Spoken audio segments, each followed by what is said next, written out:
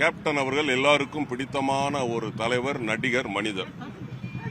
மற்ற கட்சிகளுக்கெல்லாம் அனுமதி கொடுக்கறாங்க, நீங்க பார்த்துக்கிட்டு தான் இருக்கிறீங்க. இது இப்போ அனுமதி மறுக்கப்பட்டதுன்னு காவல்துறை சொல்றாங்க. பட் எங்களுக்கு இன்னும் எங்களுடைய தலைமை கழகத்திலிருந்து எந்த அறிவிப்புமே எங்களுக்கு வரல. ஏன்னா அவங்க 8 மணிக்கு அசம்பிள் ஆகணும்னு சொல்லியிருக்கிறாங்க. அதனால நாங்கள் 8 மணிக்கு நாங்கள் அசம்பிள் ஆகிருக்கிறோம்.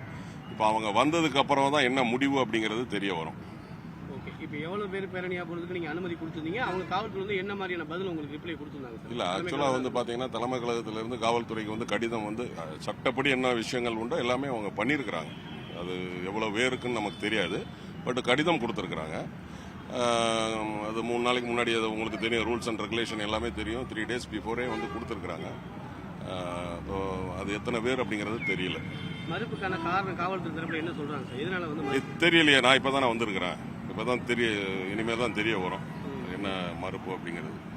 காவல்துறை உயரதிகாரி மறுப்பு தெரிவிச்ச பட்சத்துல நீங்க அடுத்து என்ன முடிவு செய்வீங்க? அது எங்களுடைய கழக பொதுச் செயலாளர் அந்நியார் என்ன சொல்றாங்களோ அது கட்டுப்பட்டு நாங்க செயல்படுவோம். இந்த அனுமதி மறுப்புங்கிறது அரசியல் ரீதியா பாக்குறீங்களா சார்? நிச்சயமா சார், இதுல நிச்சயமா அரசியல் இருக்குல்ல சார். ஏன்னா அதாவது நான் கட்சி பேரை சொல்லக்கூடாது. ஒரு மாநாடு நடத்தணும் அப்படின்னா அவங்களுக்குலாம் அனுமதி கொடுத்துட்றாங்க. சரிங்களா? நம்மளுடைய தாவேகா தலைவர் விஜய் அவர்கள் மாநாடு நடத்தணும்னா கொடுக்க மாட்டேங்காங்க. அவங்களுடைய கூட்டணி கட்சியில, ஆளுங்கட்சியோட கூட்டணி கட்சியில இருந்தா அவங்களுக்கு என்ன அனுமதி வேணாலும் கொடுத்துட்றாங்க. அதனால இது நாங்க நிச்சயமாக இதுல அரசியல் இருக்குன்னு தான் நாங்க இதுல பாக்குறோம்.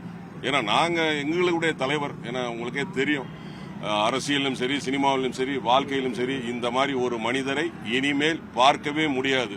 அதாவது கடந்த வருடம் சரியாக 5:40 நம்மளை விட்டு மறைந்தார் கேப்டன் அவர்கள். கேப்டன் அப்படின்னாலே தெரியும் எல்லாருக்குமே, உதவக்கூடிய மனிதர் அப்படின்னு எல்லாருக்குமே தெரியும். அதே மாதிரி சாப்பாடு போடுறதுல அவரை மாதிரி மிஞ்சினது யாருமே கிடையாது. இன்னைக்கு உலக தலைவர்கள் வரலாற்றில் எடுத்துக்கிட்டீங்கன்னா எந்த தலைவருடைய அவருடைய சமாதிக்கு போனா சமாதிமாங்க, அப்படி இல்லைன்னா நினைவாலயம் சொல்லுவாங்க. ஆனா எங்க தலைவருக்கு மட்டும்தான் அது ஆலயம் அப்படின்னு சொல்றாங்க. ஏன்னா கோயில் மாதிரி எல்லாம் பாத்துக்கிட்டு இருக்கிறாங்க. இன்னைக்கு கூகுள்ல போய் சர்ச் பண்ணாலே அது விஜயகாந்த் டெம்பிள் அப்படின்னு தான் இருக்கு. சோ எல்லாருக்குமான தலைவர். அது அனுமதி ஏன் அவங்க மறுக்கிறாங்க அப்படிங்கறது தெரியல. எங்களுடைய தலைமை கழக நிர்வாகிகள் அந்நியார் என்ன சொல்றாங்களோ அது கட்டுப்பட்டு நடப்போம்.